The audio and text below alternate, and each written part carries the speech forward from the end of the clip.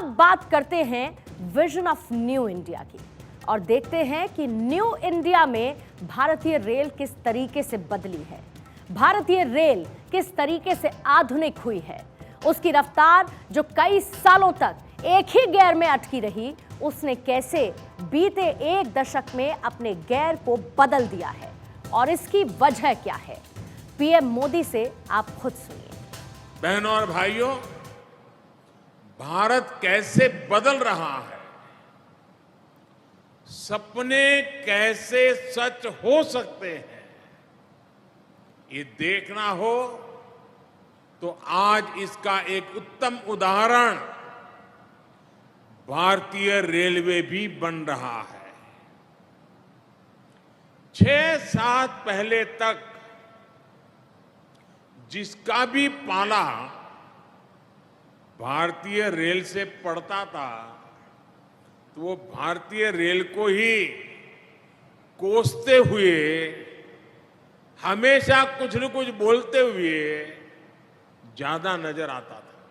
जब देश ईमानदारी से संकल्पों की सिद्धि के लिए जुड़ता है तो सुधार आता ही आता है, परिवर्तन होता ही होता है।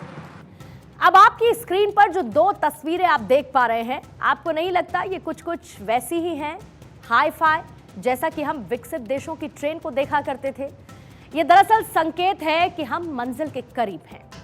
फिलहाल आपकी स्क्रीन पर दिख रही ये तस्वीरें हैं वंदे भारत और नमो भारत की लॉन्चिंग सेरेमनी की। बीते 20 अक्टूबर को पीएम नरेंद्र मोदी ने नमो भारत ट्रेन के फर्स्ट फेज को हरी झंडी दिखाकर लॉन्च कर दिया। अगर आप दिल्ली एनसीआर या फिर मेरठ में रहते हैं या फिर आपका आना जाना होता है तो आप नमो भारत के महत्व को बखूबी समझ पाएंगे।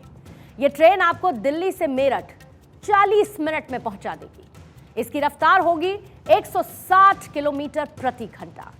यह देश की पहली रीजनल रैपिड ट्रांजिट सिस्टम है। वंदे भारत के बाद यह देश की दूसरी सेमी हाई स्पीड ट्रेन है और इस ट्रेन को नमो भारत नाम दिया गया है, जो कि सनातन धर्म की संस्कृति से जुड़ा हुआ है। सनातन धर्म में ईश्वर को नमस्कार करने के लिए, उनकी वंदना करने के लिए नमो नमः कहा जाता है। आपने ऐसे कई श्लोक सुने होंगे जिसके आखिर में नमो नमः कहा जाता है। हालांकि कुछ लोग इसे नरेंद्र मोदी के नाम से भी जोड़कर देख रहे हैं। इसको डिजाइन किया गया है, कलरफुल इसको बनाया गया। इसकी सीट्स जैसे कि हमने आपको बताया, सभी बोगियों में अगर आप जाएंगे तो सीट्स तो सारी की सारी कंफर्टेबल है, लेकिन यहाँ पर प्यारा सा कलर इसको दिया गया है।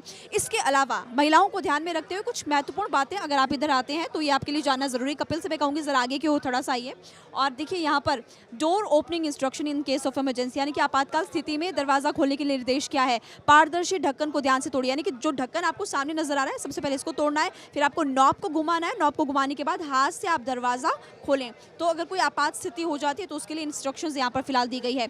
अच्छा कपिल जरा इधर की ओर आइए और इसके अलावा अब हम आपको बताते हैं कि और भी इंस्ट्रक्शंस यहाँ पर है।